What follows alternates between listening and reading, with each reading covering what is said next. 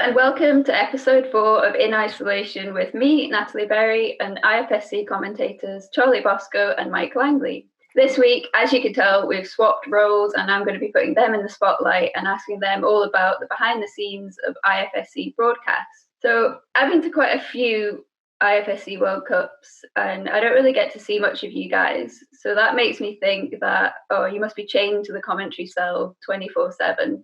But then on the other hand, I think, you do get to swan around the world, eating sushi, eating gelato, smelly cheese in Meiringen. Is it all hard work and no play? But I actually did some calculations the other day and I looked at the IFSC calendar and figured out that you spend about 100 hours a year doing live broadcasts. So that's quite a lot of time to spend talking about climbing. But that doesn't include all the stuff that you're working on behind the scenes at the events, like highlights videos and stuff. So firstly, what I want to know is, talk us through a typical IFSC broadcast and all the things that people don't see on the live stream. Well, the day normally starts with me making Mike breakfast, poached eggs, just whatever he asks for. You're a good cook. I'm the best out of the two of us, probably, which isn't saying much. I don't know. I don't think I've ever cooked you a meal. We don't have time to eat meals. That's usually the problem. Do you have time to sleep even? Yeah, we just about. I mean, we normally, because we're the two English guys in an otherwise French team, the whole live stream team is French apart from us. So generally we are sharing a room. Although in Hachioji we've got our own rooms. No snoring then. We both said about that. So. Yeah, we don't need to talk about that. And we're normally up pretty early. I try and do some exercise if possible in the morning, if it's not an early start. Breakfast at the Airbnb and then into the venue. And then I think for me on a live stream day, on a qualifying day, we just make the qualifying highlights. And that's just an all day task of who to film, when to film, what the stories are. But on a broadcast day, to me, as soon as we get to the venue, I just want to start compiling information. So I'll talk to every route setter I can, every coach, every judge. You're just trying to get that little nugget of information, or just to run through the boulders, and you're just trying to compile information. That seems like all I do before the stream starts, and that includes the director, any TV networks. We go through the running order when the advert breaks, where we know we'll have 3 minutes to fill. You're just trying to upload as much information into your head as you can.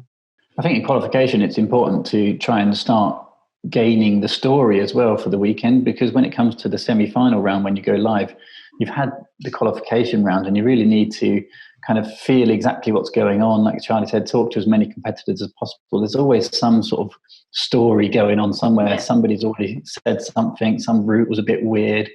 There's always sort of conversational pieces going on all the time. So you're just sort of this sponge, like Charlie said, and you're watching really intently on the routes just to see exactly what's going on that first day, as well as trying to, do those admin tasks, as Charlie says. I think if people looked at it kind of looked like you're just wandering around. And I think, I mean, to be honest, it's not stressful, but you are, if Mike and I are sitting in Chamonix in the sun, having a drink and watching the qualification, you are thinking, he looks a bit funny, or I noticed Janja did this, or it's not stressful and it's not hard to watch a qualifying day, but you are subconsciously taking in, I think, quite a lot of information that then serves you over the course of the weekend. And that sort of hours and hours of just sort of milling around the event and talking to people and watching actually really pays off. Yeah, I think some people might think that you just have the quality day off or something, but that's a total misconception. I don't watch everyone on the wall. You come and go. I could easily be gone for an hour doing something else, but you try and at least see the main contenders climb once or twice for sure. Yeah, aside obviously looking at those people and having to work on the highlights for that day as well, a lot of the time you're helping out, setting up the kit as well, setting up the commentary position, literally carrying tables and running cables. carrying boxes and marrying. Yeah. Once we realised that Mike was quite handy on a pair of step ladders because he's so used to route setting, he always seems to get the cable cam. Yeah, I've got the dangerous jobs. Oh. Anything above 6 meters. Do you ever feel anxious or nervous at all before you go live? Like, you're so experienced now, but maybe when you first started, what was it like working together for the first time? We talked a bit in the first episode about marrying in and like your individual experiences of your first broadcast, but what was it like being a duo for the first time? So I started working with Charlie in 2016 at the World Championships. Actually, the Paris World Championships 2016 was my first IFSC event. It felt like, well, I didn't really go into at the deep end. I felt like I went into the middle of the sea. It was so deep. Luckily, Charlie was able to hold my hand a little bit. But horrendously nervous pretty much every time. And, it does get better as you get more experience, obviously. But as Adam Ondra said in the last interview that we did with him, I think nerves are inevitable. It's just how you deal with them that's important. And I think Jerry Moffat once said that you've got to use the nerves to help you focus the mind. And I think it does. Like, it's probably worst about 1 or 2 hours out for me. And then within the last 5 minutes, you've got the headset on, you're just doing a few sound checks, and you're really at that point just completely focused on not fluffing it as soon as the camera comes on, and just, trying to find your commentator's persona as well, and making sure you click into that gear and making sure that the dynamic you've had off camera probably is a little bit different as soon as the red light goes on and you're ready to go. The banter gets toned down a bit.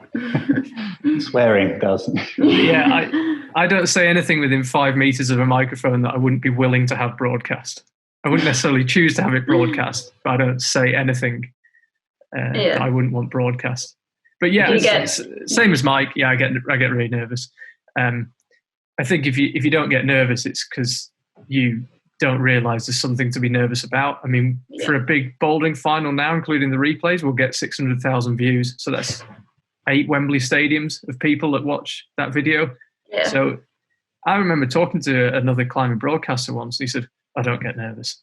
And I thought, well, you don't know what you don't know. The definition of intelligence is realising how little you know.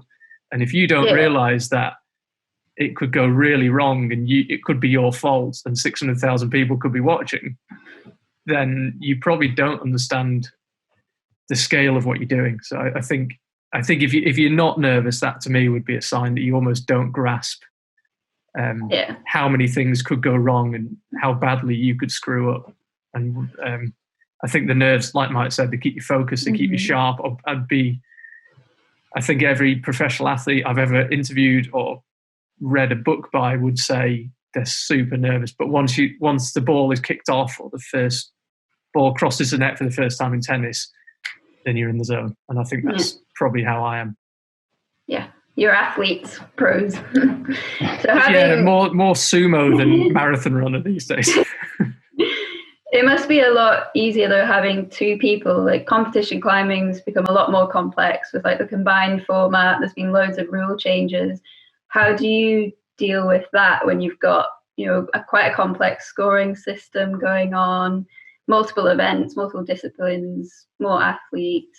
Well, I think I'll take this one because obviously when Mike's not there, which he isn't in Europe, I have to get an athlete. And the huge difference for me when I've got Mike is I know he'll do his bit and he knows I'll do my bit, and we have quite defined roles. And that makes life so easy for me because I just know when he's going to come in, and I can also just go sort of wave in front of his face and you'll see me turn my microphone off and he knows he needs to talk, and vice versa. And if we've got a complex scoring system or whatever, one of us will generally just go, little hands up, I've got it, turn off the mic, and you just literally scribble on a piece of paper with your phone to do calculations. When Mike isn't there, it's much harder because I can't ask an athlete to do that. They're volunteering their time, they're not broadcasters, and you can't just say to them, can you just fill the next 2 minutes? That's not fair. So having Mike there really eases my workload, and it just makes everything feel so much smoother and easier. And we don't have a system for who does the maths or who runs off to find information when there's a technical incident. We just sort of, I'll go, and it seems to work. I think it's so hard to tell from when you're watching the streams at home. is because for a few years I loved watching them at home, and you always sometimes think, oh, how did the commentator miss that? That's so obvious, because you're sitting at home, you're completely just relaxed and focused.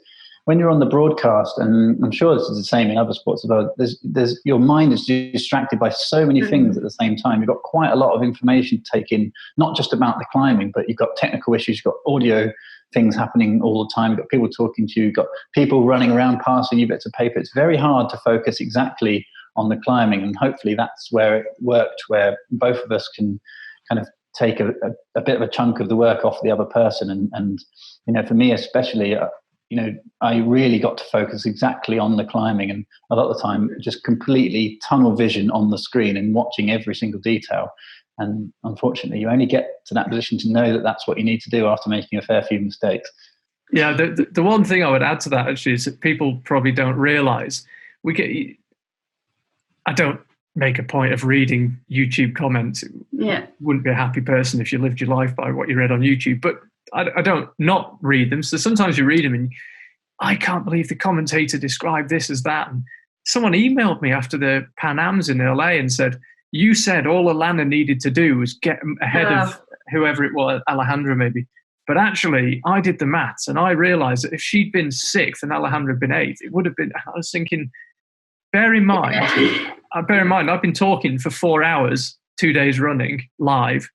I'm jet lagged.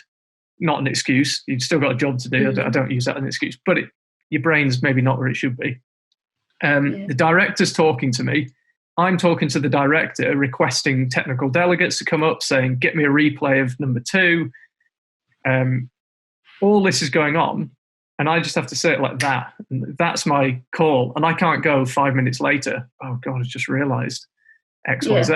And I think that's probably what people don't miss. If you imagine sitting at home watching a World Cup, and not everything you say is broadcast live. Everything you say is broadcast live, and you have to keep talking. You're not allowed 5 minutes to go to the loo or make a cup of tea. Yeah. You have to keep talking the whole 4 hours, and at the end of that 4 hours, 600,000 people listen to the recording and judge what you said.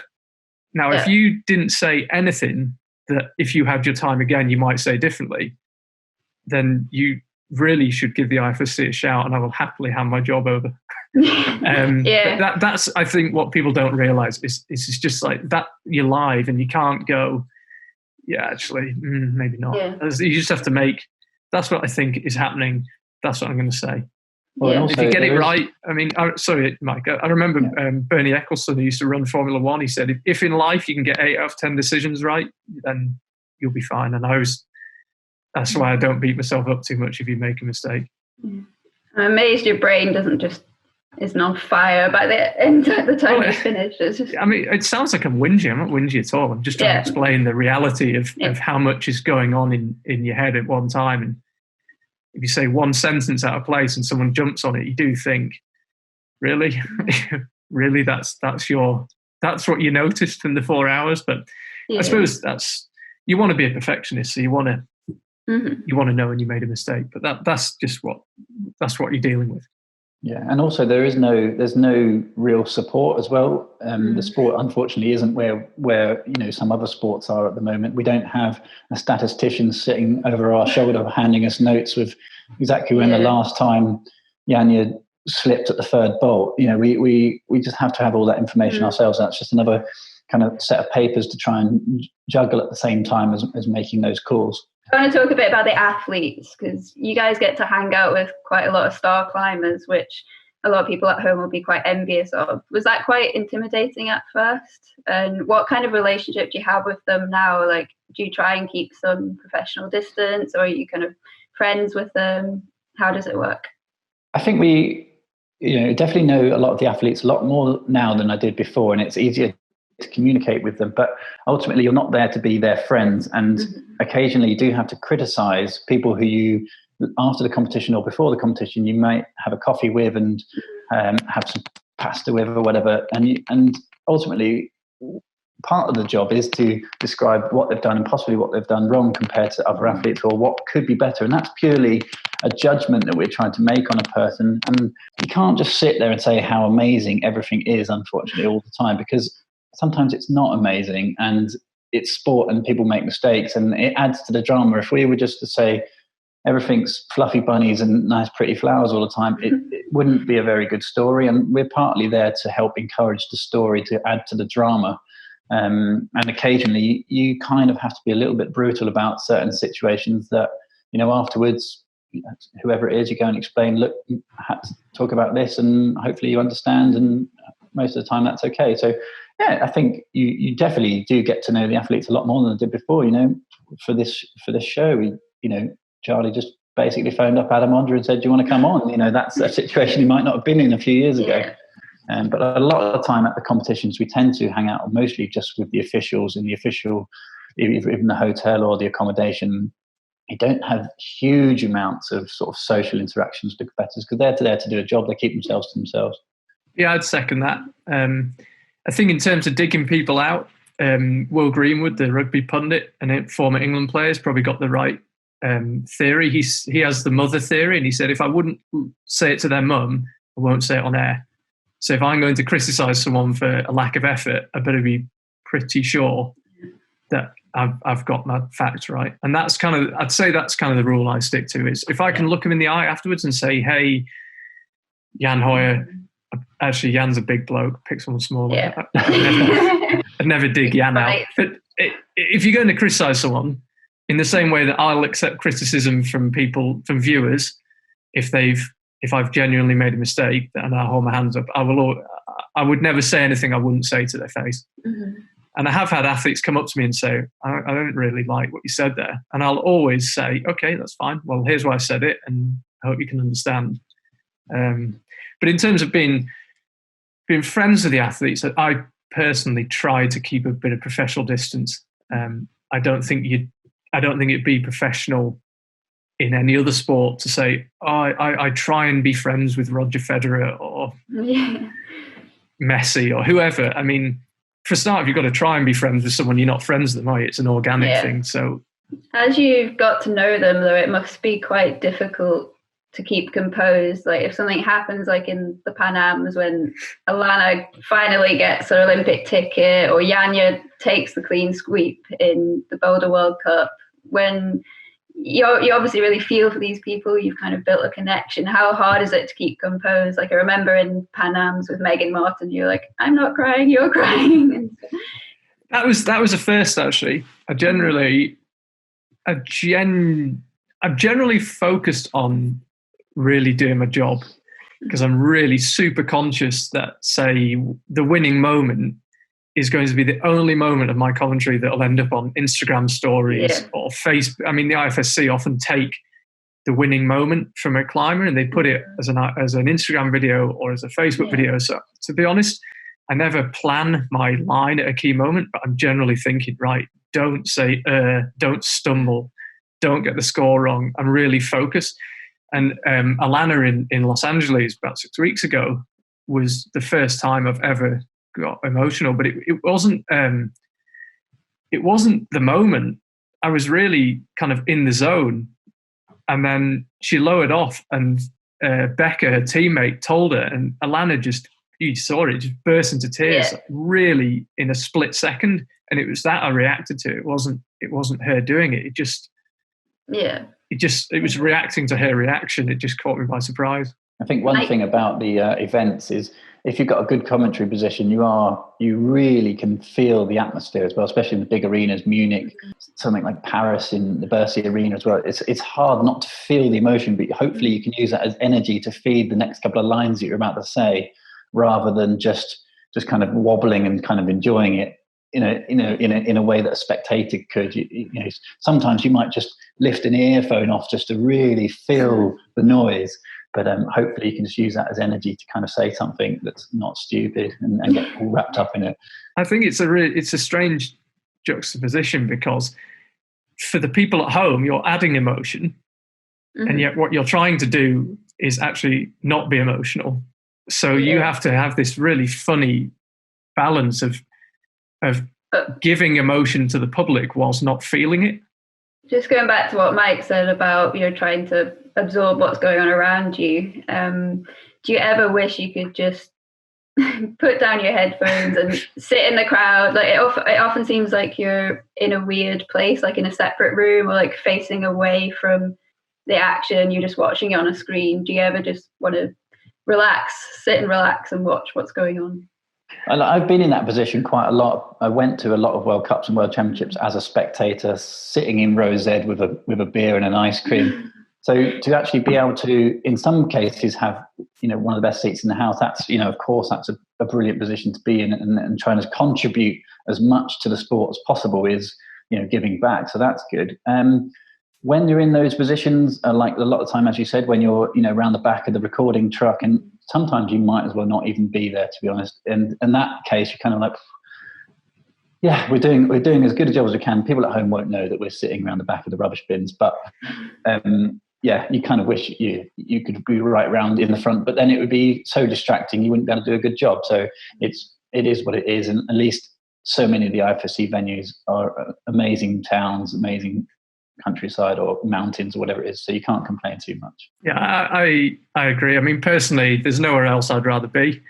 When you got Munich and the crowd are flooding in, and normally Mike and I, or wherever we are, we can just have our commentary position and no one bothers us. But in Munich, we've got to siphon off this big area, because otherwise people come and try and get on TV, and there's it feels like quite a big deal. We're kind of cordoned off, and yeah, I mean, half an hour out from the start of the broadcast, I'm chomping at the bit to get on, and I would not want to be in the crowd. I want to be right in the middle of it. And when you've got big moments happening in Chamonix, Vale, Munich, and a big crowd going, and that the winner's coming up, and you're thinking, right, 30 seconds, I'm going to be talking to that person. I better have some good questions ready. Yeah. I think, yeah, there's nowhere else I'd rather be then, for sure, because the buzz you get is just incredible, and that's what I miss in the off season. I have to be totally honest, more than people. I mean, obviously Mike. I mean, we FaceTime most days. We FaceTime most days. What having for dinner. But more than anything, I miss that buzz of right, we're live now. This is the big moment that's going to be shown on all the BBC website and the IFSC Facebook page, and here, there, and the athlete's going to share it if it's any good, and we're right in the heart of the moment, and I would never want to just be in the crowd. Do you ever watch the replays back just to kind of see a moment from a different perspective? Do you like watching yourselves back or listening to yourselves back? I watch them back, yeah. I don't know if enjoy is the right word, but yeah, I think you have to watch it back.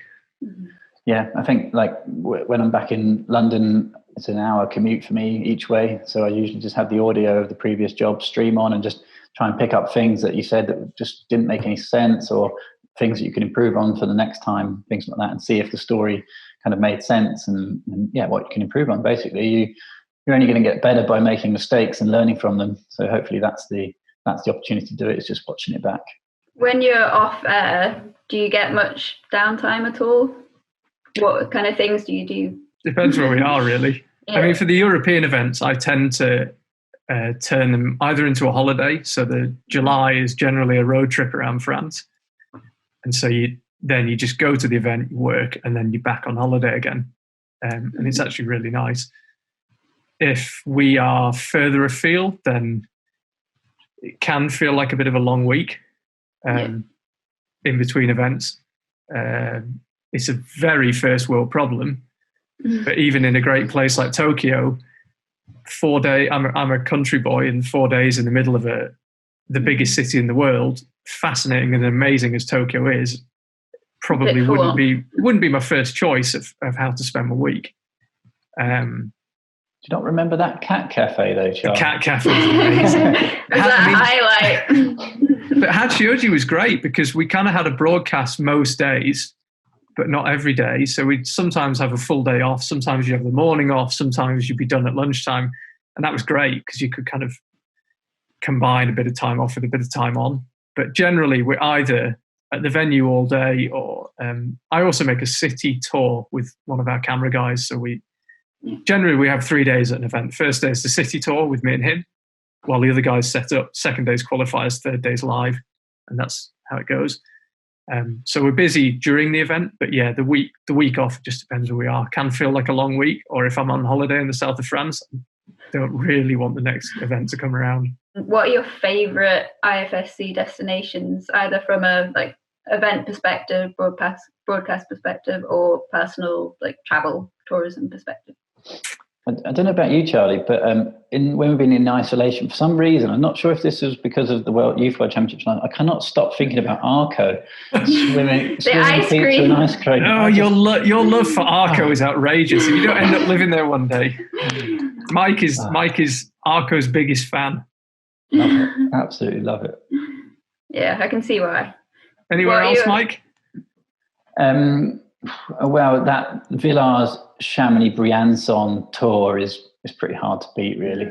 Yeah. It's just last year I managed to link them all up into a bit of a trip, surrounded by climbing, outdoors, people. It's just amazing. But to me, the biggest ones are still the big arenas, the World Championships, Hachioji. Even they may not be spectacular places. They're usually no windows.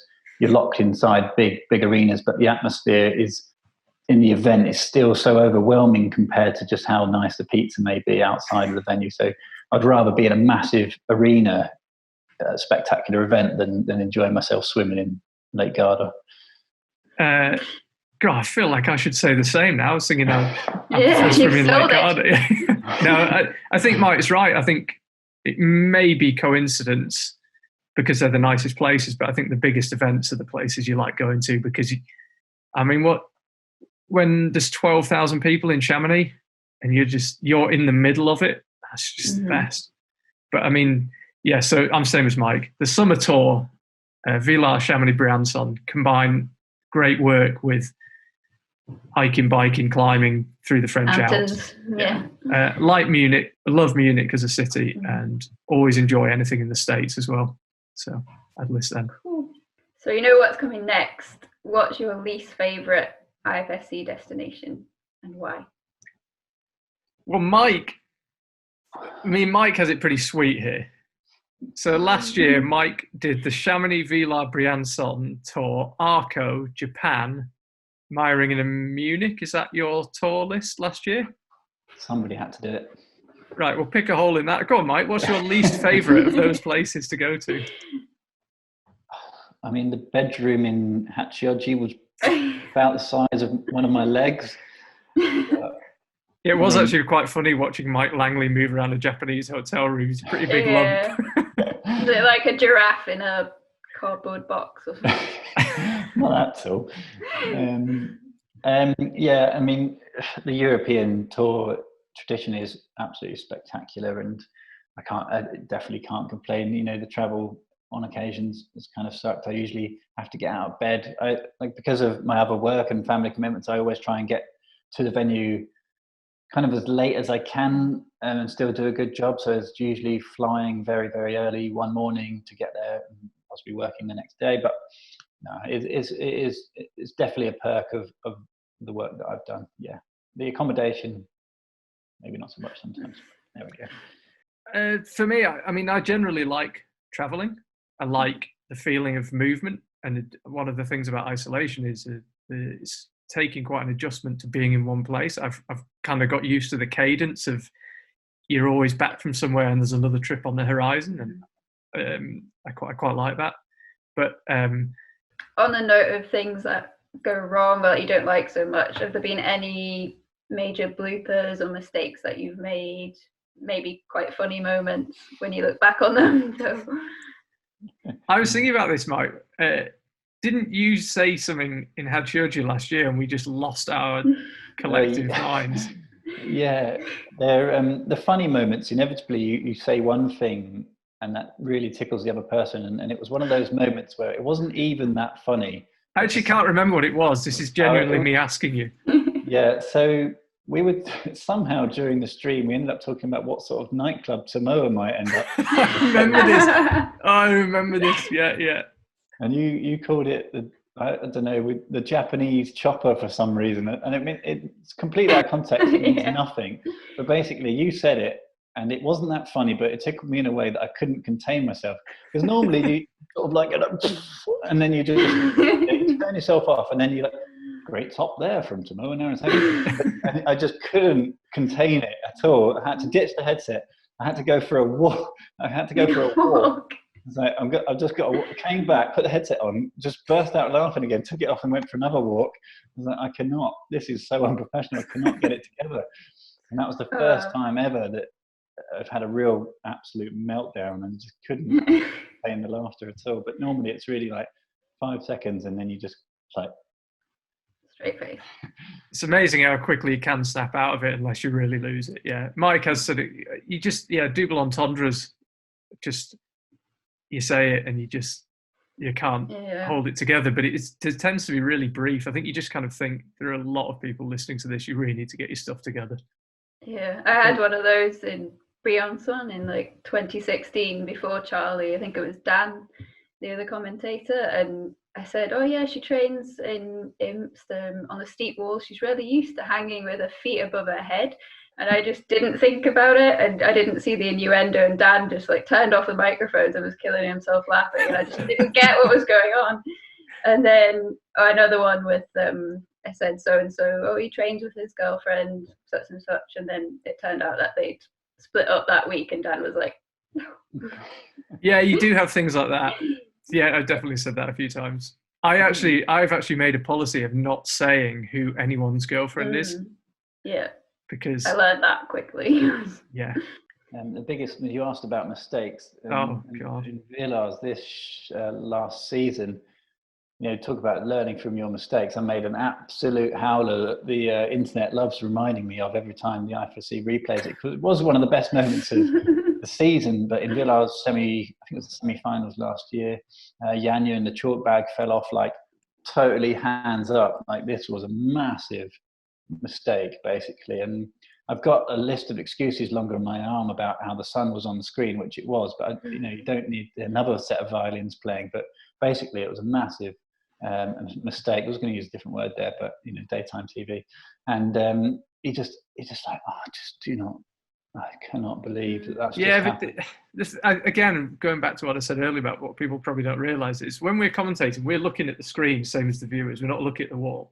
Mm-hmm. So you look at the screen, you've also got your laptop open, you're also often talking to the director, which involves looking at the communications box and pushing the right button, and you've also got all the paper, which will be the route map, the start list, and I also handwrite some notes as well. So you've got a lot to look at, which means you're often not looking at the screen. And when you miss something like that, it's gone. I mean, if you didn't see the chalk bag drop off, I wasn't there. You just didn't. You have to laugh though. You have to, when you look back. I mean, if you can't laugh at your own mistakes, then I mean, the first year I did the IFSC job, I made so many mistakes. Talk about learning from your mistakes. One thing that mistake in Villars taught me actually was, in this job you have to commentate about what you're seeing on the screen, because you could be, if you're just looking at the wall, you could be talking about something that the viewers aren't even seeing. And that's a kind of classic mistake that a lot of people make. But what I realized is, and my wife was saying, why you don't seem to be picking up quite as much when you're on the job as when you're sitting at home on the sofa. And I was like, well, how can I be like I am on the sofa and find all these little details and pick up on these tiny little things that people at home would spot if you know what you're looking for. So I now try and adjust the screen, so I've got it's sort of like one eye on the wall and one eye on the screen. And I realized that I can actually pick up more if I watch the wall, if the commentary position allows for it, whilst making sure that what you're talking about is actually on the screen at the same time. So if you can do both, that was what I learned from that, is actually I can feel like I can get a bit more detail out of watching it like live rather than off a small screen with the sun blaring on it. That's kind of a bit bad quality. I think also that's one of the reasons that we've increasingly clearly defined our roles, is that I can do the heavy lifting of the piece to camera, basically doing most of the talking, saying what's happening, who's coming next, how old they are, what their best results are, because I want to free Mike up so that he often isn't thinking about what he's going to say next, because he notices stuff. If I say to him, oh, can you do the next piece to camera? Can you do the next interview? Can you look up the stats for this person? That's taken him away from what he does best, which is being an expert. Colour commentary. Yeah, exactly. It's a separate. It's a really different job to my job. And I try to free Mike up to do his job. Do you get much abuse online? Criticism, not abuse so much, but criticism. And how do you deal with that? You said you don't really look at YouTube comments that much, but you're the voices of competition climbing, and it must attract quite a lot of comments from people. You want that one, Mike? To be honest, when I first started out, I did look at the comments a lot, and I didn't really take it that well, to be honest. It was pretty, on occasions, there's plenty of keyboard warriors out there saying not nice things, and you realize when you look at pretty much any video on YouTube, no matter how great it is, there's somebody always hacking into somebody else. And I had to have a chat with Charlie and a few other friends and say, what, like, this is affecting me. What do you think? And said, ultimately, there's a couple of football stadiums worth of people watching. If one or two people don't like you, that's a pretty good result. And yeah, if they say something that's right, then fair play. That's fair enough. But if it's just a load of abuse and nonsense, then whatever, just move on. Yeah, I'd second that. I don't have a policy of reading or not reading comments, but I don't have a problem with reading them. I think, like Mike says, if you're going to talk to that many people, not everyone is going to like you. Newsflash, some people don't like you. That's fine. But I think, like Mike said, if it's mindless abuse, I hate this bald guy. He doesn't know what he's talking about. I've been listening to years. That's whatever. I think somebody said I had Tourette's once or something. Yeah. Oh, if there's any really good comments, we do WhatsApp them within the broadcast WhatsApp group, the IFSC broadcast team group, if there are any really funny ones. But I think, a bit like Mike alluded to, if they say something that's right, then it stings.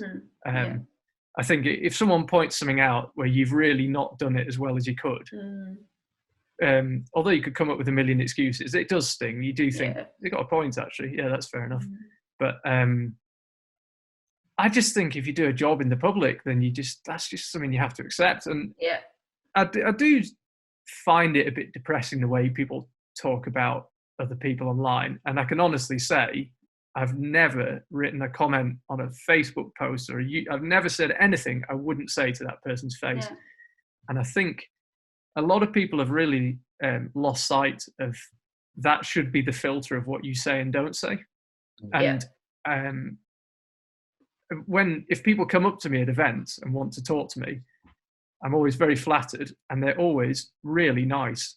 And that would lead me to conclude that either everyone thinks I'm amazing, or the people that make the nasty comments don't have the courage when they see me at a World Cup to walk over and tell me what they really think.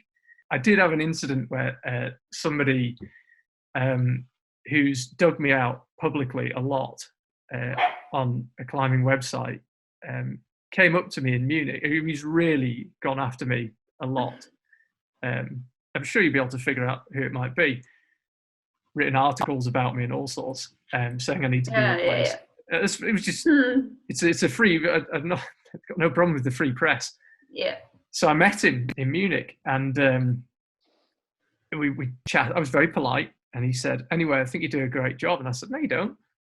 And his face drained. And I said, "Come on, man, now's your chance." And he, "Oh, no, you got it all wrong." I said, "I don't think I've got it all wrong. But if you haven't got the stones to say it, then please stop saying it online." Yeah, you do have some fans, though. We got a message after the first episode saying, "Oh, it was so amazing to hear Charlie's voice again amid all the uncertainty." And you get recognised and asked to be in selfies and stuff, don't you? Yeah, you do. Charlie does. What's that like? Is it weird? Yeah, it's really weird. It's really weird because Brad Pitt is famous. Barack Obama's famous. I'm not famous. I don't get recognised in my life walking down the street. I got recognised in Monaco train station and the supermarket around the corner from my house are the only two places I've ever been recognised out of context. So in my normal life, you're not famous at all. And I'm not famous even in the climbing world, but yeah, it's weird because I have my normal life at home where I'm just me, and then someone asks for a selfie, and I sort of think, with me, and then I sort of remember, oh yeah, I'm the guy. I'm Yeah, that they listen to. Charlie Boscoe. Yeah, but walking down the street, I'm just a normal guy. So it's really odd. But I've got to say, it's very flattering. And I would say, if you're ever at an event and you do come and say hi, it's flattering for me. And I always chat to people and never just sort of take a photo and say bye. I always chat to them and try and have a conversation, because it's very flattering that they would come and say hi. So, but it's a really weird feeling. I was thinking I should start a fan page for you, like Matt Groom, Epic TV's Matt Groom. Yeah, we wouldn't get any followers. Last summer, Matt and Hugo were over in Innsbruck, and we're having a beer outside the Wohnzimmer, which is my favourite bar. Some guy came over and was just fanboying Matt to death. me and Hugo were just sitting there with our beers, like two plums. And these guys were all over Matt, just loving the fact that Matt was there. Obviously didn't care who me or Hugo were. But it was interesting, actually. I do remember saying to Hugo, I'd rather be us than the guy getting hassled. So anyone that aspires to be famous, I think, has got something wrong with them. Yeah. Mike and I've always said, and I think it's become kind of our mantra, is that we are not the star. And that's why I think it's weird to be recognised, I think, because your job as a broadcaster is to get the spotlight and point it where it needs to be. Yeah. And not take it yourself. And I think if I ever watching sport and I feel like somebody wants to be the star, it drives me insane. I think you should get the spotlight, you direct it where it should be. And if someone gets to the end of a broadcast and they feel like they've been entertained, they've got what was going on, they've been informed, they've had a couple of giggles, and they haven't really consciously noticed me, that is a 10 out of 10 job for me. I'll set up an appreciation society or Charlie's Angels or something. Charlie and Mike's Angels. Please don't. No. Yeah. Looking ahead to the future, which seems really uncertain this year at least, what do you think the IFSC could do to improve the live stream? How could the broadcasting be improved? Well, one thing that, sorry Charlie, one thing I think that IFSC is already working on is ability to access statistics a lot quicker and easier. They've brought a company in to sort of help work the website a little bit. Like I don't, at this time, I don't work for the IFSC. This is just hearsay, but I believe that one thing that they're really working hard on is to try and improve the statistics side of things, so that we can have an access, like a quick patch into that info as well, so we can really bring up exactly who's doing what. Would be good, and some sort of scoring system whereby we're not using pens and papers to scribble down how many tops and zones are needed in how many attempts to try and predict exactly what's happening. Because the worst thing in the world would be to say, if Shauna, for example, does it on the next go, she wins and you're wrong. That is just, that's career kind of stuff, and you're put in that position quite a lot, so it's tough. Okay, we've got some viewer Q&A questions now. We've got 6 of them, so thank you to everyone who wrote in on Instagram, UKC. The first one's from Luke90. Do you think IFSC events have been changing much as they've gained a higher profile through their inclusion in the Olympics, either in terms of practical details or changes to the atmosphere? No. I think if you look at the big World Cups, Munich, Chamonix, Vale, anything in Japan, since I started at the IFSC at the start of 2016, they've always been sellouts. They've always been big events. The coaches, the athletes, the officials generally are the same. So the people I interact with are the same. The crowd looks as big as it did 4 years ago. It doesn't feel that different. The only time it feels different is when you look at the viewing figures, or when someone says, oh, you're on iPlayer on the BBC, or South African TV are taking your ABC have bought the highlights package in America. That's when it feels bigger. But honestly, on the ground, it doesn't feel that different. It doesn't feel that much different, but the helicopter in is nice now. Coming in hot 30 seconds before the live. Yeah, I wish. No, I totally agree. Apart from the fact you can get more nervous by thinking about the fact that there's more networks from more countries and how many million people are going to be listening to what you say now compared to a few 100,000 before. Ultimately, the job feels pretty much exactly the same. This one's from Alec Peterson. What sort of preparation do you do in terms of reviewing competitors' previous results? How quickly is this information available while you commentate? I guess you've covered that.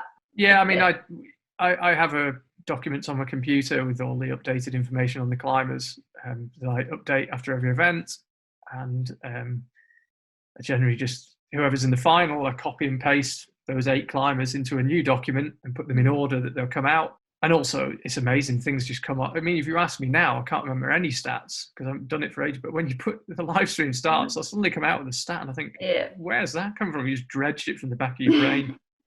How many gold medals has Jan Kim won in League? 30.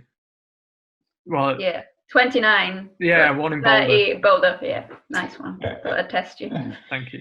This one from South Villain. I'd like to know their opinions on route setting, especially on the fashions within it. There's a tendency to set certain types of routes, certain types of holds. They've obviously gotten used to them. What do Mike and Charlie want to see more of? Should we expect the world's best to be able to adapt to crack climbing, different styles of route setting? Mike? Yeah, well, in the previous episode, if you haven't watched it, we asked a similar question to Andra about the future of parkour style circus kind of tricks and all that sort of thing, and Jamie Cassidy in the one before that, and they both kind of agreed that the introduction of these kind of more showy moves has been huge in the last few seasons, but the way that those moves are adapting is you get hard moves to make the show moves, if you know what I mean. It's not just about jumping about and kind of kicking your feet around the place and looking amazing. It's about doing a really, really hard version of that. And I think that is definitely here to stay. It can be overused. There's been a few times on the routes, especially when there's been a bit of a jump and inevitably a jump on a 40-degree overhanging lead wall ends up jumping to a jug and then someone's just hanging around chalking and resting. There's been a few disasters, one in Villars last year and Chamonix, I think the year before that, when competitors just completely rested out on the routes. So I think we've got to be a little bit careful, and even Jamie Cassidy, one of the IFSC head route setters, was saying it's been overused in the past, but it has a place and it has a place to remain. For me, I would like to see the routes have a little bit of that and can keep a hard endurance-based style as much as possible. But ultimately, I think the route setting team the IFSC's got is spectacularly good at their job. And they certainly don't need us to tell them how to route set, but they really think about and analyze and get together all the time to talk about where the future of the sport's going. And I think it's all going in the right direction as long as it's all done in a sensible way that doesn't go too far down one line and challenges the entire skill set of the climbers. That's ultimately what the route and boulders are there to do. May it be hand jams, dynos, or hard crimps. As long as it's all in there, it's all good.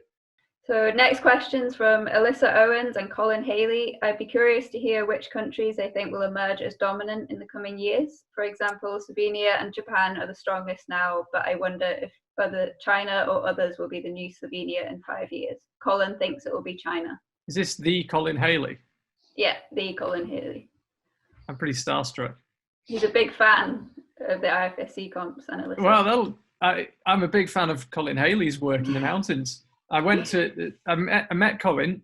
He won't remember, but in December 2008 in the Patagonia store in Chamonix, my first winter in Chamonix, and I was awestruck because he gave a presentation about when him and Rollo Garibotti did the Traverse of the Torres Traverse in Patagonia, and now Rollo's a friend of mine, and we go for coffee in Innsbruck like old men. So it feels like life's come full circle. I'm going for coffee with Rollo, and Colin's asking me questions. Yeah. What's the world coming to?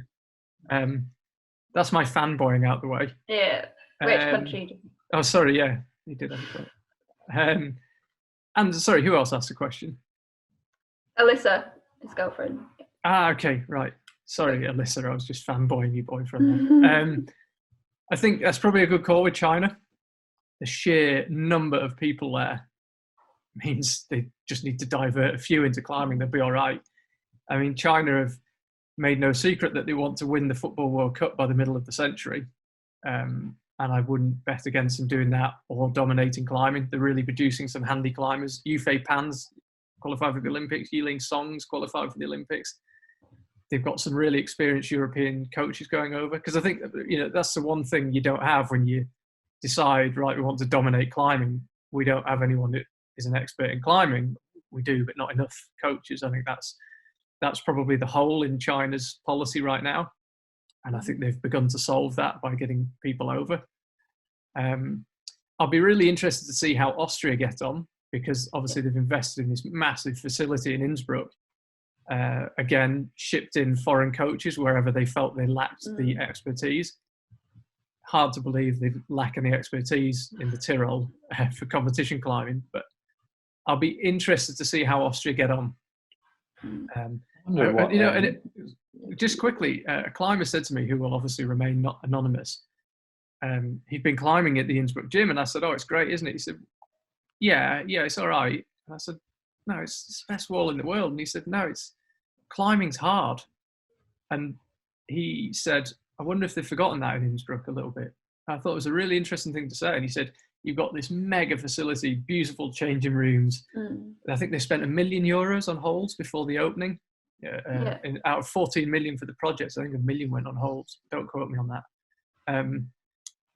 And he said, "Everything's so perfect and the route setting is amazing, blah, blah, blah." And he said, "Climbing is hard. Climbing's about getting strong. And it's not about the changing rooms and all about the holes and the fact they've got cold beer on tap and nice cakes." He said, "Climbing is tough." And he just said, I wonder if the environment in Innsbruck is almost too good. And there's still a place in climbing for just getting super strong in a dusty cellar in a rainy part of Sheffield. That's interesting. Interesting. I'll be interested to see how Austria get on, and whether this obviously there's a big lag from when they built it 4 years ago, but I'll be interested to see whether it starts to pay the dividends they think it will. Billy Rydell, GB team climber, who's the worst person you have ever co-commentated with? Obviously, I'm not going to name any names. I wish I'd had Billy on so I could say Billy to get him back for asking me such a tough question. Honestly, I don't get many duffers. That probably sounds like a bit of a cop-out answer, but it's really true. Just me. Yeah, exactly. Yeah, there we go. You too. You can name me. Yeah. No, the climbers, considering they've got, in most cases, no media training, to get a brief from me, we look at the routes and then we put the headset on. They do exceptionally well. And I'm impressed every time. And some of them had Campbell Harrison, Loic Timmermans, Alana Yip, Kyra Condi, I'm missing a few out, Megan Martin in LA, are good enough to be broadcasters in themselves. So honestly, don't feel I get many duffers. I think the only thing you miss is that Mike and I know what the other one needs. So sometimes I'll look at Mike and it's pretty bloody obvious that he needs to talk because I need to stop talking, and the climbers don't always pick up on those cues or don't quite realise now's my turn to take the lead. So there is some debate though about whether athletes should be asked in the first place. I know that's gone around the houses a little bit amongst the athletes commission and stuff about who's there to do what. Are they there to be an athlete or there to be a broadcaster? So it's always a tricky spot asking for help. It is, yeah. I mean, it's a free world. If I ask someone to do it and they want to do it, and they should do it. And I don't really think it's the athlete commission's place to be telling athletes what they should and shouldn't do in a sport where the honest reality is most people aren't making much money. And if someone can get on the live stream with their sponsor jacket on, it might make a big difference to them. So I would not be amused at all if there was a decree that I couldn't use athletes, and I would make sure that was reversed if I possibly could. Joe Neem, another GB climbing team member. I was just wondering how Mike and Charlie actually got into commentating IFSC events. It looks like a really interesting job. Hi, Joe. Hope the elbow's getting fixed. Yeah, good question. For me, it was quite a few years ago now. I wouldn't ever go anywhere near public speaking or having a microphone in my hand. It was absolutely just the worst and last thing that I would have done. And then through the events that I organised in the UK, it's just one of those occasions where, sorry, you have to do it. Like the other guy is sick, there is no choice, and you just rise to the occasion. Just had a couple of beers, got over my nerves, and just kind of went for it. And things started to pick up from there. And it was the emceeing work that I was doing at the competitions that I guess somebody noticed that it was all right. And ultimately, the first event that I got to do for commentary was the British Championships in the summer, and that was purely on the back of doing this emceeing work at the competitions, which is, I realised so quickly, is so different to commentary. You know, emceeing an event is just master of ceremonies and basically just shouting "come on" about 1,000 times. It's not that much to it, and trying to make a complete dick of yourself in front of a live audience. And I soon realised that commentary is a completely different skill that took a bit of honing. Started out wanted to be a mountain guide and led expeditions, and my body couldn't take it anymore, couldn't take a sort of physical workload. I'm not very well put together, got problems with my hip and stuff.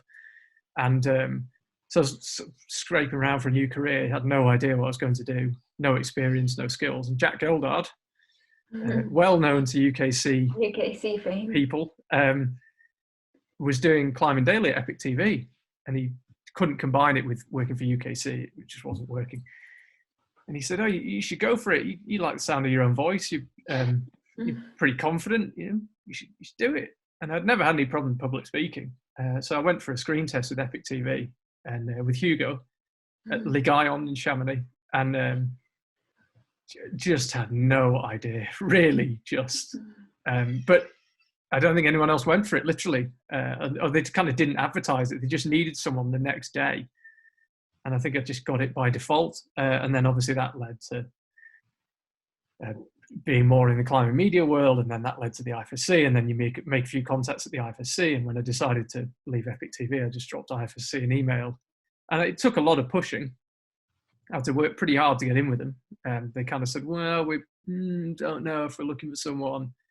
And I said, "Well, look, where are you?" And they said, "Oh, we're in Annecy. It's 7.5 hour drive from here in Innsbruck." And I said, "Well, come over." Yeah, I went over, got myself in front of them and kind of pushed and pushed and pushed till I got it. But yeah, probably it all came down to Jack Goldard, basically.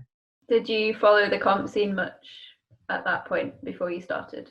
Yeah, I watched it as a casual viewer, but I think I watched lots of sports as a casual viewer. And one thing I really underappreciated was knowing the sport as a viewer is not the same as knowing it as a commentator.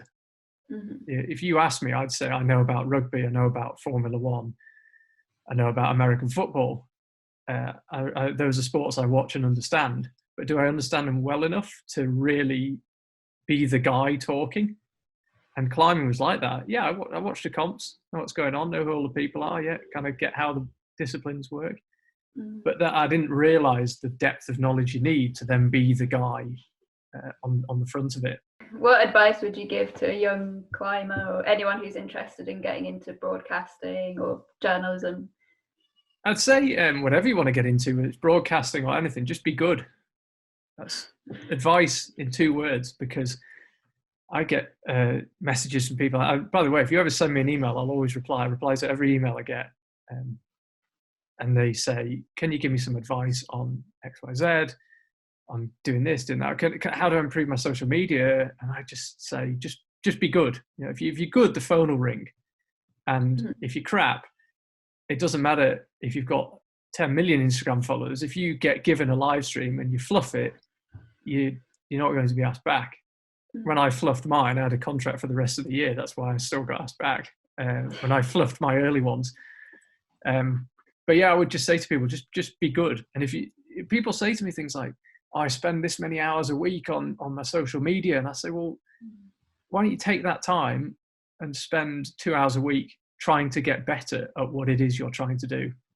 If you're going to spend 4 hours a week looking at a screen, don't look at social media. Do an online course. Film yourself talking, watch it back. That's how you get somewhere." And obviously luck is massive. If I hadn't done that Epic TV test, I literally have no idea what I'd be doing with my life. But I think the best thing you can do is just be good, because if you get asked to do something and you're good, you'll get asked back. If they ask you back, they'll know someone, or someone else will be watching, and they'll call you, and it just goes from there. But don't get wrapped up in how many Instagram followers you've got and what website template you use, or what your URL of your website is. It doesn't matter. Just be good, because that will solve all your problems. And I don't think I am good, but anytime I spend trying to progress my career, I spend trying to get better. I don't spend it on changing the music on my show reel or updating my Instagram profile. Also, you have to be able to commit to something as well. Like you got to take a bit of a gamble at some point. Like for that 2016 World Championships, I think I'd been asked to do very little with Charlie, just for the semi-finals and finals, and that was right at the end of the week. But I decided to go there from day one, out of my own pocket. The whole thing was done for free. And there's so many times still in this world that you have to commit time, volunteer, get yourself out there, and put in some long hours just trying to be there and get yourself in front of the right people and try and do as good a job as you can, even if it costs you money big time. At that time, that cost me over £1,000, over well over €1,000 that week just to be there and try and make some contacts. Well, I think that's sums it up for today. Thank you very much for sending in your viewer questions, and thanks guys for answering them. But don't worry, next week you won't have to sit and listen to these two. We'll have a special guest again, so it'll be a bit more interesting. No, it's been really good. Thanks guys for thanks Natalie. Sorry we jabbered on for so long. Yeah, I hope it gives people a greater appreciation of what you do and what they don't see on the live stream. I can't wait to read the negative comments below this. Yeah, we're going to get so much abuse on this. Cool. Thanks, guys. Cheers. Bye.